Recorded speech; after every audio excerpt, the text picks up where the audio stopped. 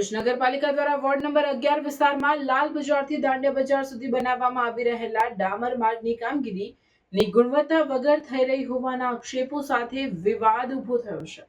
કામગીરી દરમિયાન કોઈ પણ જવાબદાર અધિકારી અથવા પદાધિકારી સ્થળ પર હાજર ન હોવાનું પણ સ્થાનિકોએ આક્ષેપ રૂપે જણાવ્યું છે, જેના પગલે કામની ગુણવત્તા અંગે સવાલ ઉઠ્યા છે.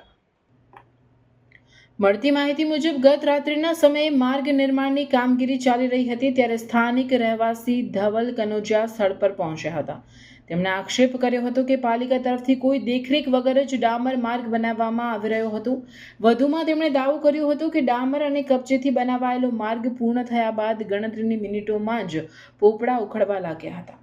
આ અંગેનો વિડીયો બનાવી સોશિયલ મીડિયા પર વાયરલ કરતા સમગ્ર મામલો ચર્ચામાં આવ્યો હતો. સાથે ટેન્ડરિંગ પ્રક્રિયા તથા કામગીરીની ગુણવત્તા અંગે પણ પ્રશ્નો ઉઠાવવામાં આવ્યા હતા. જોકે સમગ્ર મામલે ભરૂચ નગરપાલિકાના મુખ્ય અધિકારી હરીશ અગ્રવાલે આક્ષેપોને નકારી કાઢ્યા હતા. તેમણે જણાવ્યું હતું કે માર્ગ નિર્માણની કામગીરી પાલિકાના એન્જિનિયર તથા કન્સલ્ટન્ટની દેખરેખ હેઠળ જ ચાલી રહી હતી. સોશિયલ મીડિયામાં વાયરલ વિડીયોમાં કામગીરી દરમિયાન ડામર ઉખેડવામાં આવતું દર્શાવવામાં આવ્યું છે, પરંતુ તે કામગીરીની પ્રક્રિયા દરમિયાન કરાતી કામગીરી હોવાનું તેમણે સ્પષ્ટ કર્યું હતું. વધુમાં તેમણે ઉમેર્યું હતું કે સવારે પાલિકાના સભ્યો અને સ્થાનિક લોકો સાથે સ્થળ મુલાકાત લેવામાં આવી હતી, જેમાં ડામરને ચોંટવા દેવામાં આવ્યો ન હોવાથી તે ઉખાડવામાં આવ્યું હોવાનું સામે આવ્યું હતું.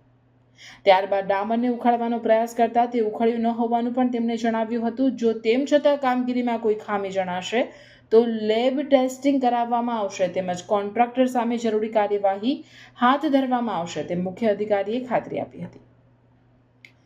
આ દરમિયાન માર્ગની કામગીરીને લઈ સ્થાનિકોમાં અસંતોષ જોવા મળી રહ્યો છે અને ગુણવત્તાના મુદ્દે ઉઠેલા સવાલોને લઈ પાલિકા શું પગલાં ભરે છે તે અંગે લોકોમાં ઉત્સુકતા જોવા મળી રહી છે.